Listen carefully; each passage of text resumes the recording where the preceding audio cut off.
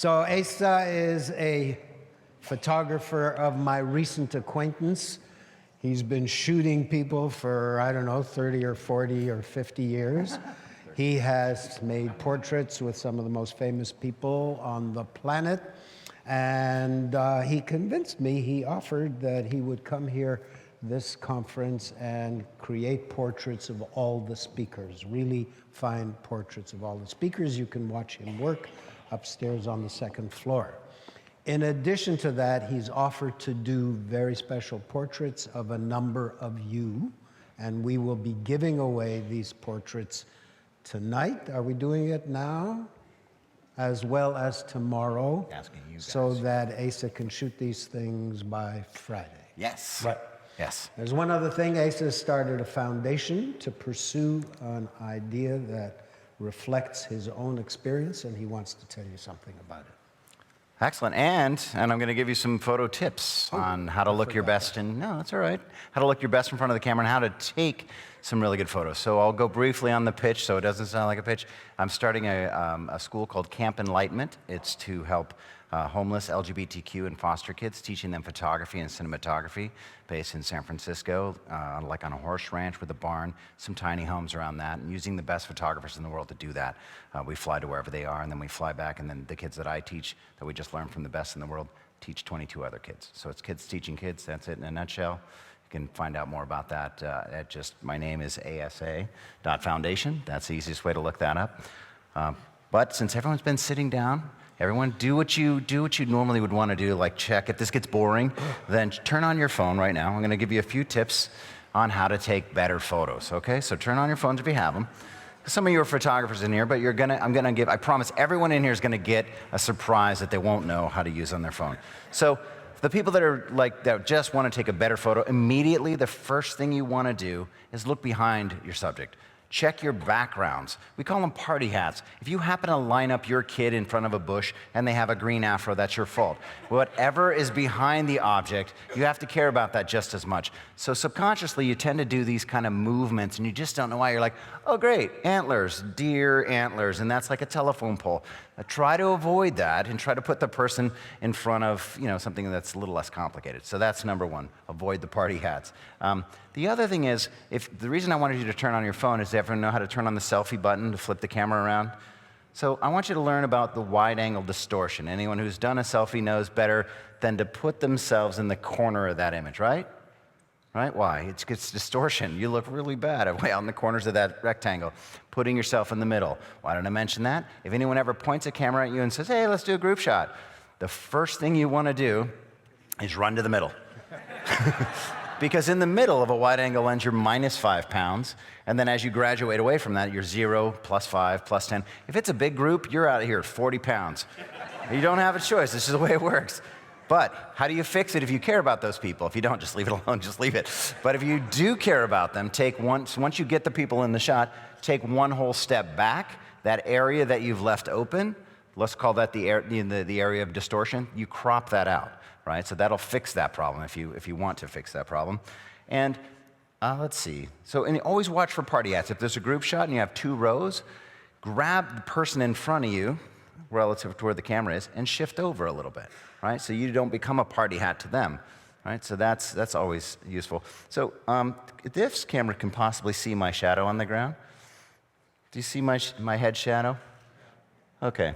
My head shadow is really important. Why? If you guys are taking a picture of me, I would want to find my head shadow. Like, let's say the sun is out and you're taking pictures. Everyone always says, hey, make the people look into the sun. Everyone knows what that face feels like, but now the cameras are good enough to, avoid some of that problem. So when you're getting your picture taken, look down for your head shadow, and if you see it, that means your hair and maybe your shoulders look good as soon as you see it. But if you're in the shade, no. So step out into the sun, let the sun hit you from behind, look for your head shadow. Great. When you're taking photos, everyone looks better. None of that is striking their face, especially if you're over whatever age, and all that texture goes away when you're being backlit, okay? So look for your head shadow. That's another great one. The other one is to count out loud. How many people have handed off their phone and then they sit there while the person you don't know what they're doing. They could be reading your email for the longest time, right? They're just, and you don't know, like it would be nice if they counted. Imagine if you went to like an author reading, right? And you're sitting there and the author was just reading to themselves, right? That's what it feels like when you're getting your picture taken. So count out loud. And I've surveyed 3, 2, 1, and 1, 2, 3. Now who does 1, 2, 3? Okay. How about 3, 2, 1? Wow, 50-50. Okay, so in my experience, 1, 2, 3, the buildup of that, this crescendo kind of feeling, people tend to build up. So the trick is, I go 1, 2, 3, and then I shoot on 2. Because 3 somehow makes people blink. I don't know the word 3. But if you're on 2, people are like, oh, this is gonna be good, it's gonna be good, and then you hit it, then you're good. And just keep doing that. Shoot on 2. The other thing is, if you don't know this, you can hold down the button on phones, and they do a burst mode. It'll keep taking a lot of pictures. Some of you know that too well with 200 pictures of your foot, just accidentally. But you do that. So just don't tell the person, just hold it down, because there'll be a good one in there eventually.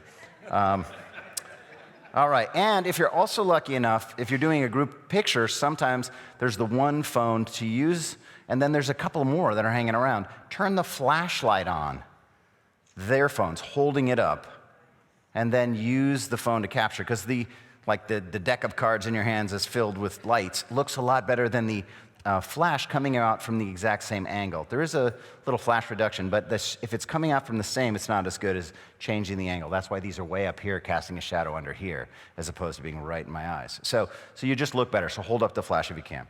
So the last thing, the other thing I told you guys, let's see, how are we doing on time? Oh, good. Okay, my favorite thing to teach is panoramic, vertical panoramic. A lot of people know that when you turn, I'm gonna actually do this, and you can hang out here. Can everyone see my phone? Well, whenever, is it working? Oh, good. Okay, so a lot of you guys know you can tap that thing and it'll go either direction.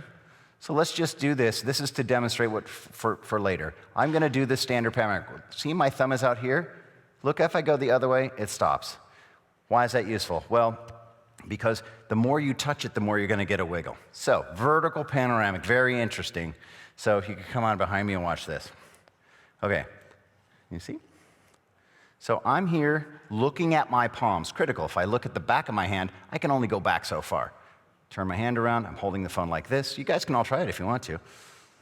So get in the panoramic mode, turn it on its side. The triggers down here, the 2 volume switches work just as well as this one. I tend to, after a lot of practice, have found either one of those volume switches work. So you can actually go straight down. You can go wherever you want, because it's gonna be a circle, right? And if you're lucky enough to have one of these that have the 2 lenses on it, most people don't think about using that for panoramic. You can switch over to the other lens for, like Grand Canyon, you want to get a little further, closer, I should say. So anyway, let's watch this process. So I'm going to hit the button. We're going to get going. Up, over, says slow. Oh, that's right, I'll go slow. Now, the reason I said to look at your palms is because there's a point where you can continue to rotate or just go down behind you. And remember I said you can go the other way and it stops it? So instead of trying to find how to hit that button, it's there. So can you see that?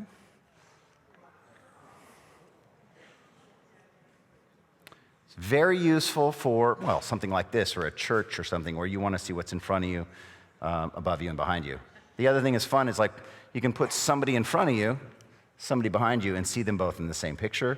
And then the other thing is fun, it's a little bit of a storytelling. So what do I mean by storytelling? This is the last bit. You get up close to something like, say, a margarita glass or something, and then there's palm trees around. You do that, up and over, and you can see a beach and a glass and then a palm tree. So try it, play around with it. And if you have any questions, come on by. If you don't see me taking pictures, I'll demo it with you, okay? Thank you very much.